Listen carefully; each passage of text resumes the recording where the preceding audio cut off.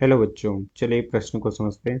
2, 3 तथा 4 किलोग्राम के द्रव्यमान 1 मीटर भुजा वाले समबाहु त्रिभुज के कोनों पर रखे हैं। निकाय का द्रव्यमान केंद्र ज्ञात कीजिए। मुख्य अवधारणा में हम देख सकते हैं कि किसी निकाय का द्रव्यमान केंद्र वह बिंदु होता है जहाँ निकाय का संपूर्ण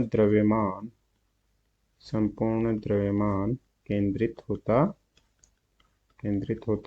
है तथा इस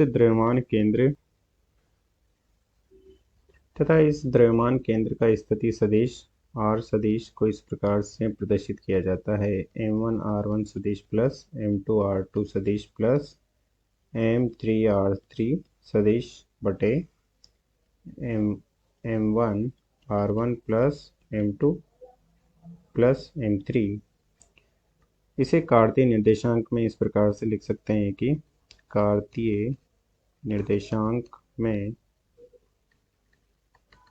विभिन्न घटकों के रूप में लिख सकते हैं हम। माना कि x घटक को हम लिख सकते हैं m1 x1 plus m2 x2 plus m3 x3 बटे m1 plus m2 plus m3। यदि कार्तीय निर्देशांक हम केवल x y घटक ले रहे हैं तो हम y घटक को लिख देंगे। यदि 3D में लेते हैं तो z घटक को भी इसी प्रकार से लिख सकते हैं m1 y1 plus m2 y2 plus m3 y3 बटे m1 m2 प्लस m3। अब चलिए प्रश्न को हल करते हैं। प्रश्न में दिया गया है कि एक समबाहु त्रिभुज दिया गया है। एक समबाहु त्रिभुज है इस प्रकार से, अर्थात इसकी सभी भुजाएं 1-1 मीटर की है, 1-1 मीटर की है और हमें इसके द्रव्यमान केंद्र की गणना करनी है। तो हम इसके एक केंद्र को मूल बिंदु मानकर इस प्रकार से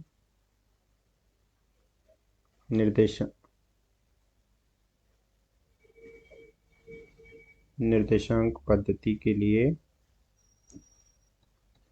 XY आरेख में लिख सकते हैं तथा इसमें विभिन्न बिंदुओं A B C हैं तथा उन पर द्रव्यमान रखे हैं जो कि 2 किलोग्राम, 3 किलोग्राम तथा 4 किलोग्राम है। अब हम देख सकते हैं कि m1 द्रव्यमान जो कि 2 किलोग्राम का है तथा उसके लिए XY घटक क्या है। तो यहाँ से हम देख सकते हैं कि m1 द्रव्यमान के लिए हम एक लंब डाल देंगे CB भुजा पर, जो कि CB भुजा को आधा आधा कर देगा। तो ये हो जाएगा 0.5 मीटर तथा ये भी हो जाएगा 0.5 मीटर तथा इस प्रकार से ये समकोण है। तो 1 मीटर वाली भुजा कर्ण हो जाएगी। तो इसे AO नाम दे देंगे हम। तो AO भुजा का मान हो जाएगा कर्ण का वर्ग माइनस आधार का वर्ग का वर्गमूल हो जाएगा। तो ये हो जाएगा 1 माइनस 0.25 का वर्गमूल जो कि हो जाएगा 0.75 और इसे हम लिख सकते हैं 0.5 वर्गमूल 3। तो x1 का मान हो जाएगा 0.5 तथा y1 का मान हो जाएगा 0.5 वर्गमूल 3 तथा m2 द्रव्यमान जो कि 3 किलोग्राम है, उसे हम लिख सकते हैं कि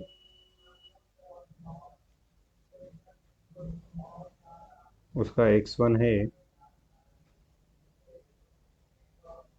1 मीटर तथा y2 बराबर है 0। इसी प्रकार से m3 द्रव्यमान जो कि 4 किलोग्राम का है, उसे हमने मूल बिंदु पर रखा है, तो m3 बराबर 0 है तथा y3 बराबर भी है 0। अब हम इसके घटकों की गणना कर सकते हैं द्रव्यमान केंद्र के लिए। तो x घटक हो जाएगा m1 x1 plus m2 x2 plus m3 x3 बटा m1 plus m2 plus m3, मान रख देंगे इसमें। तो ये हो जाएगा 2 गुणा 0.5 प्लस 3 गुणा 1 प्लस 0, क्योंकि m3 x3 0 है, और ये हो जाएगा 2 प्लस 3 प्लस 4, तो ये हो जाएगा 4/9। और इसी प्रकार से हम y का मान ज्ञात कर सकते हैं।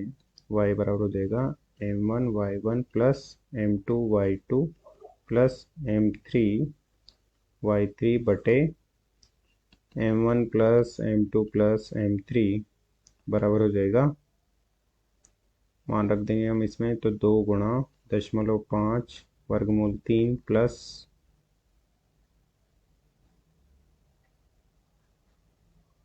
3 गुणा 0 प्लस 4 गुणा 0, तो ये तो 0 हो जाएगा, और ये हो जाएगा 2 प्लस 3 प्लस 4, और ये हो जाएगा वर्गमूल 3/9 y बराबर। तो द्रव्यमान केंद्र की स्थिति आ जाएगी हमारे पास एक्स वाई बराबर आ जाएगा हमारे पास 4/9 और वर्गमूल 3/9। यहाँ हम कह सकते हैं कि यह एक यूनिक सॉल्यूशन नहीं है, क्योंकि द्रव्यमान केंद्र द्रव्यमान के वितरण की स्थिति पर निर्भर करता है। यदि हम इसके द्रव्यमानों को, जिसे हमने 4 किलोग्राम के द्रव्यमान को यदि हम दूसरे द्रव्यमान रख देते, तो हमें द्रव्यमान केंद्र की स्थिति अलग प्राप्त होती, क्योंकि द्रव्यमान केंद्र द्रव्यमान के वितरण तथा स्थिति पर निर्भर करता है। यदि हम 3 किलोग्राम के द्रव्यमान को मूल बिंदु पर रखते, तो हमें इसकी स्थिति अलग प्राप्त होती। अतः दिए गए प्रश्न को हमने हल कर दिया है। आशा करते हैं आपको समझ में आया होगा। धन्यवाद।